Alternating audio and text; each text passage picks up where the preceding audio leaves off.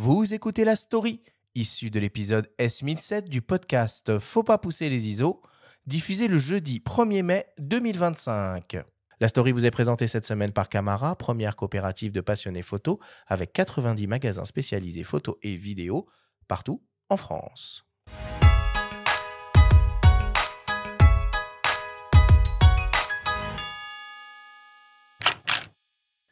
Voyager au Japon, patrie de Canon, Fujifilm, Nikon, Panasonic, Pentax, Sigma, Sony ou encore Tamron, s'apparente à une sorte de pèlerinage pour tous les passionnés de photographie. Pour autant, tout n'est pas permis quand on déambule avec son appareil au pays de Moriyama. Encore moins quand les comportements passent outre la bienséance locale. Nous avions évoqué une initiative de la ville de Fujikawaguchiko l'an dernier. Un spot en plein centre-ville offrait une vue improbable sur le mont Fuji. Les visiteurs, toujours plus nombreux, rivalisaient d'incivilité pour immortaliser le célèbre sommet enneigé. Les autorités ont mis fin à la mascarade en dressant un filet opaque à cet endroit. Ils l'ont discrètement retiré depuis, avant le passage d'un typhon, et ne l'ont pas remis en place. Un conseiller municipal a toutefois confié à l'AFP qu'ils le feront si la situation dégénère à nouveau. Autre symbole de la culture japonaise, les geishas ont été victimes d'agissements déplacés ou prises en photo à leur insu alors que la photographie est prohibée dans le célèbre quartier de Gion, à Kyoto, où évoluent ces femmes vêtues de tenues traditionnelles. La zone est désormais interdite d'accès aux touristes, seuls les clients et résidents peuvent s'y promener. Même les photographes japonais doivent s'acquitter d'un droit à l'image pour faire poser les geishas ou leurs apprentis, les maiko. Un article paru dans Asahi Shimbun, un des quotidiens les plus lus au monde, récemment relayé et traduit dans l'hebdomadaire Courrier International, nous apprend que les geishas et maiko bénéficient d'un droit de publicité. En pratique, il est donc interdit pour les photographes, même accrédités, même s'ils ont payé pour la séance, d'utiliser leurs images à des fins commerciales, à moins de signer un contrat de licence. Ces mesures soulignent un point essentiel, selon la présidente de l'Union des Hanamachi de Kyoto, les quartiers en fleurs traditionnelles où travaillent les geishas.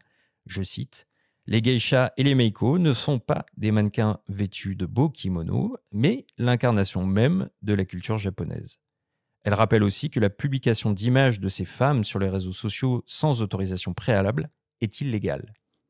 Derrière ces interdictions, il y a la volonté de préserver les intérêts économiques, mais aussi le statut social des geishas et des hanamachi qui participent au rayonnement culturel du pays.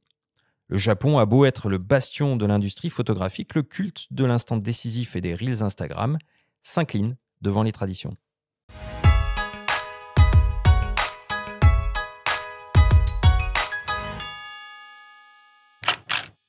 Bon, j'imagine, Jérôme, qu'en tant qu'adepte de la street photo, tu dois être sensible à ces sujets-là et à la notion du droit à l'image et du consentement finalement. Bien sûr, je trouve ça très bien ce qu'ils font pour respecter la personne en fait. Et de plus en plus, même dans Paris, il y a beaucoup de photographes qui n'ont pas de respect pour les gens et qui prennent des photos un peu violemment, style Bruce Gillen, hein, où ils viennent avec des flashs et ça claque ils se font courser par les gens et tout ça.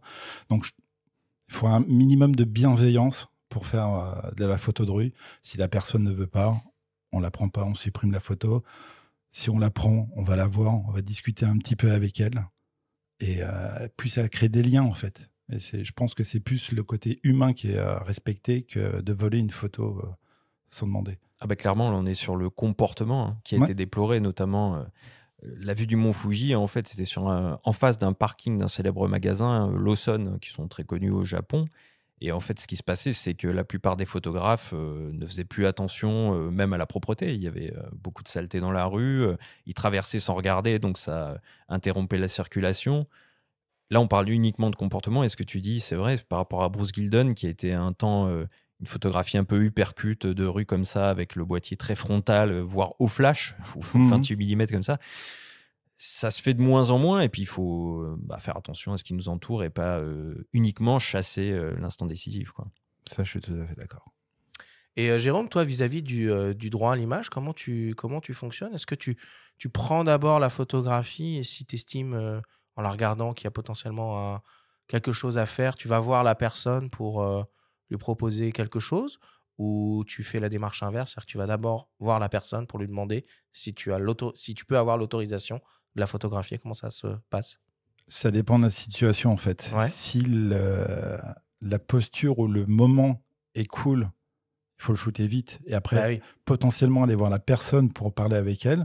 Soit la personne est partie et du coup, on se retrouve avec la photo et puis on la diffuse. Comme je les vends pas, les portraits ou les personnes qu'on reconnaît, donc pour le moment, j'ai pas le Il n'y a pas trop de problème quoi. Ouais. de droit à l'image, mais peut-être qu'un jour ça viendra. Mais je pense que comme la rue appartient à tout le monde, est-ce qu'il y a vraiment le droit à l'image dans la rue? C'est une question. Voilà. Ça dépend beaucoup du sujet photographié, en fait. Oui, C'est du ça. moment que ça respecte la personne et que ça ne vient pas la desservir dans son apparence, dans son physique et tout ça, je pense qu'il n'y a pas de souci. Il faut être dans la bienveillance totale et ça se passe bien, quoi.